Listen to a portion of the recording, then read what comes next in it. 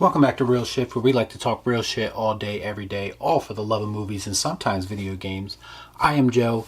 Before I get into the discussion today, I'd like everyone to please like, comment, share, subscribe to the channel, hit the bell for notifications. Any little bit of feedback or support would be greatly appreciated.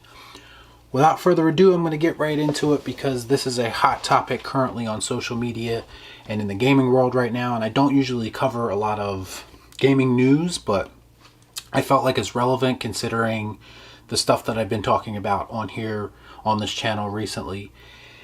So here's the full disclosure.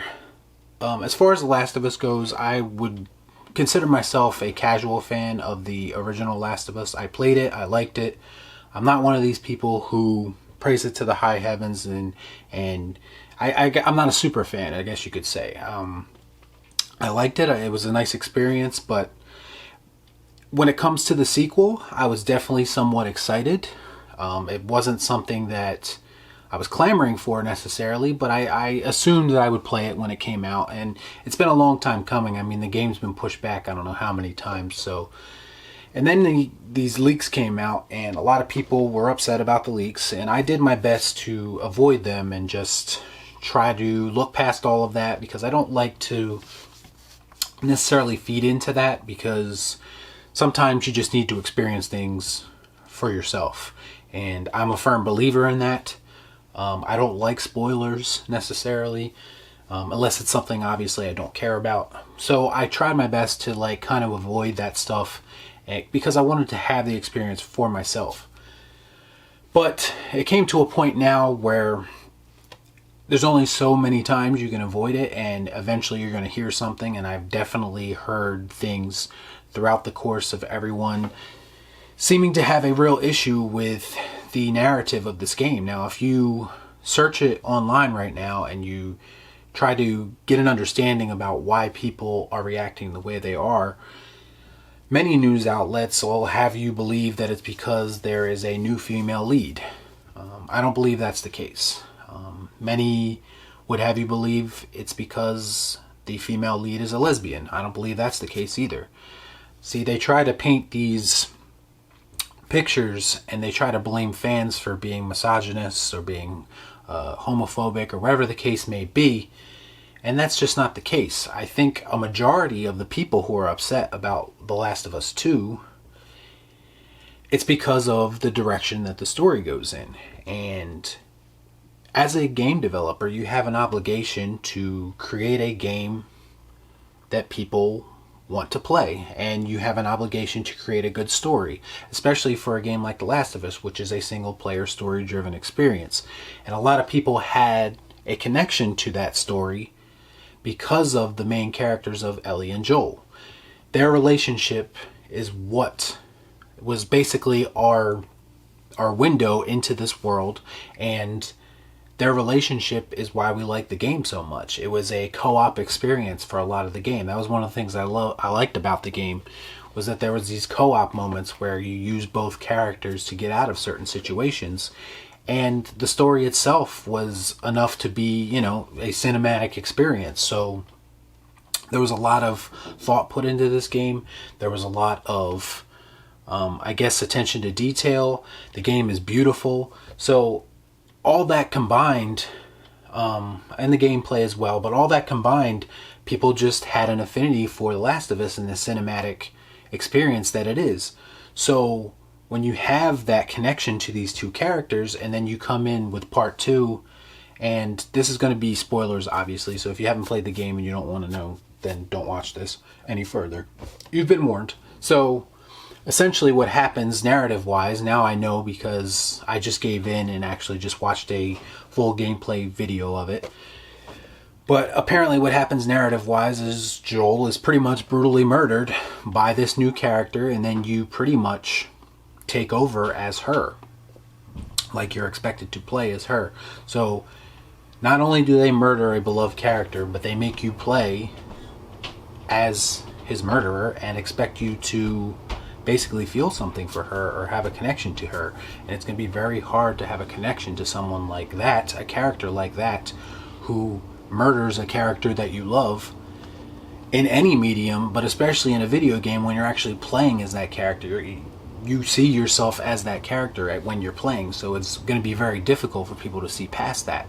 Now, they do their best to try to explain why she would do this or why she killed Joel and try to make her sympathetic, but for all intents and purposes it doesn't seem to have worked. It seems like they missed the mark on that a little bit, and maybe they could have came up with a better solution if they wanted to replace Joel permanently as the lead of The Last of Us. Now, they have many options there. They could have definitely gave Joel a better send-off. They could have had him die in a sacrificial way, like basically sacrificing himself to save Ellie or whatever the case may be. And I don't know the whole context of exactly what happens, but I'm just giving you a general, I guess, idea of how it happens. But essentially, you're led to believe that Joel had something to do with the murder of her father or whatever the case may be, and that's their justification for her wanting to kill him. Now, why I guess that would be a good reason to want to kill somebody, I think it needs to be a little bit more than that in order for the player, because the player is the one that you have to appeal to. The player is the one that you have to convince that this is the right direction to go. And it doesn't appear that they gave enough story or enough narrative explanation for you to want to follow this new character. And that's the real problem. That's the real problem that we have in video games right now. That's the problem we have in movies. It's becoming a situation where these studios, they just want to essentially tear down something that people love and replace it with something else. And I don't understand that thought process. Like, you have a built-in fan base, you have people who are loyal to you and who are loyal to these characters and just want to see a continuation of their story, and instead of giving them that, for whatever reason you decide that this character is no longer necessary and you want to put a whole new character in there that was in the last game, I believe, if I remember correctly, but wasn't necessarily beloved in any way. She was a side character, essentially. So I think she was in the DLC, if I'm not mistaken. But the point being is that we have no connection to her, and this isn't a way to build a healthy connection to her. Like, it's become a problem in all medium of entertainment right now, where it seems like the creative people behind these different projects don't seem to understand how to create a connection between the audience and the characters. And that goes for everything. So I think The Last of Us is going to suffer because of this at some point. Now, right now, the game is selling really well, and that's to be expected. I mean, it was a much anticipated game. It was pushed back several times, so obviously there was a lot of hype for it, and I'm sure a lot of people were like I was originally and just wanted to experience it for themselves and come up with their own decision about how they feel about it. And that's great, and you should do that. I'm not advocating that anyone not buy this game. I'm just giving you my personal reasons why I'm not going to buy it and probably not going to play it.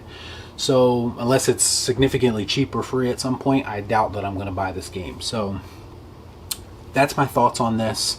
I would like to know what you guys think about this. I don't usually cover gaming content, but in this particular case I thought it was relevant because this is the type of stuff I talk about with movies as well, and the way that these creative teams are being very uncreative and very uninspired, and it seems like they are more dedicated to tearing things down than building something new.